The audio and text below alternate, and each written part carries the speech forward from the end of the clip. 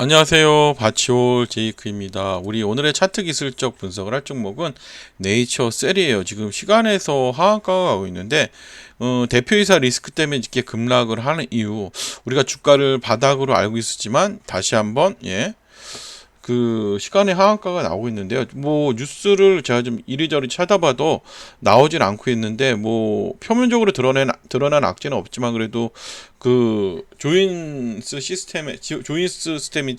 2차 추가 자료 관련 이슈가 될 수도 있기 때문에 한번 우리 좀 이거 차트 기술적 분석을 해보도록 하겠습니다. 자, 분석을 하기 전에 여러분들 주식을 하시다 보면, 자, 이 주봉에서 볼까요? 주식을 하시다 보면 주가가 올라가다 이렇게 조정이 돼요, 여러분들. 자, 주가가 올라가다 이렇게 조정이 돼요. 주가가 올라가다 조정이 됐을 때 이 지점이 오면 여러분들 우리는 고민이 많이 생기죠.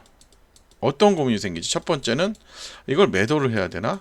매도의 고민이 생기고, 두 번째는 홀딩을 하고 추세를 지켜봐야 되나? 이러한 두 가지 고민이 생겨요. 그래서 우리가 고민 끝에 매도하면 주가는 올라가고, 또 이런 데서 홀딩을 해버리면 주가는 여지없이 내려가는 현상이 굉장히 많이 발생을 하는데요.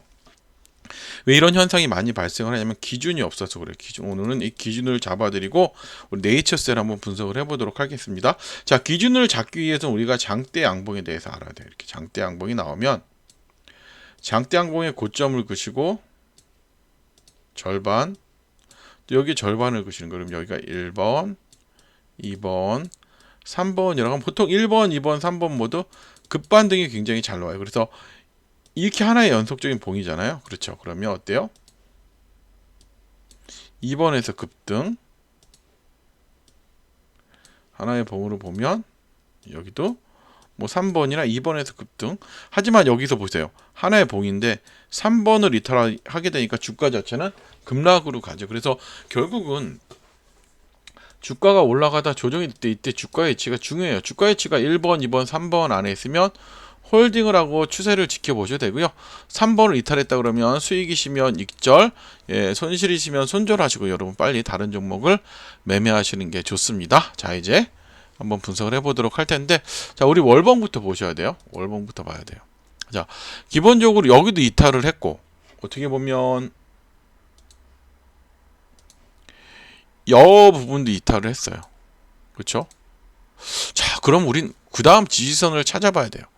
어딜까요? 그러면 우리는 여기 좀 제가 지울게요. 지금 이거랑 합치면 충분히 10% 이상이 되는 봉이죠. 결국은 뭐냐면 좀 작게 보면 이걸 기준봉으로 하나로 잡고 적어도 여기는 지지를 해줘야 된다. 16,000원 정도. 16,000원.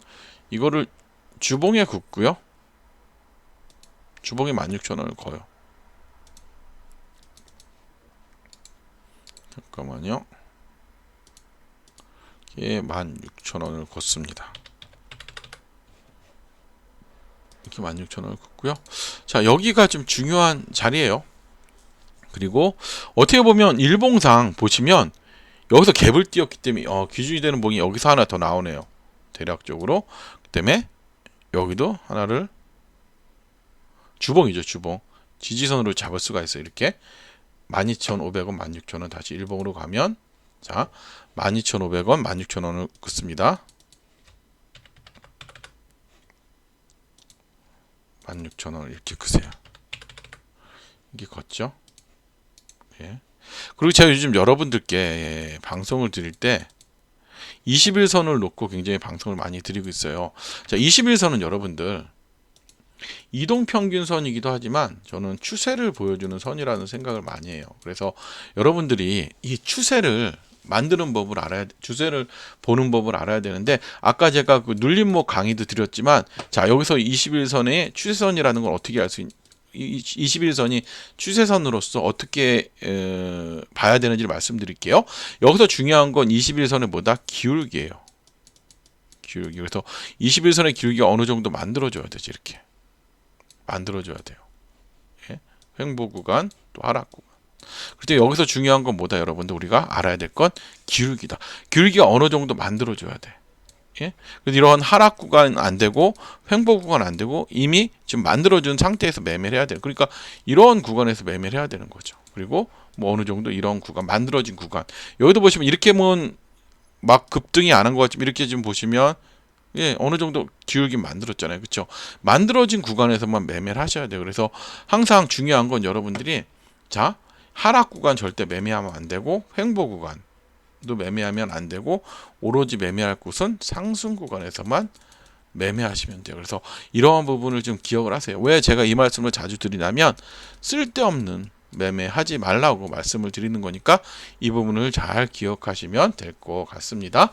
자, 이제 네이처셀 보면 자 봐요.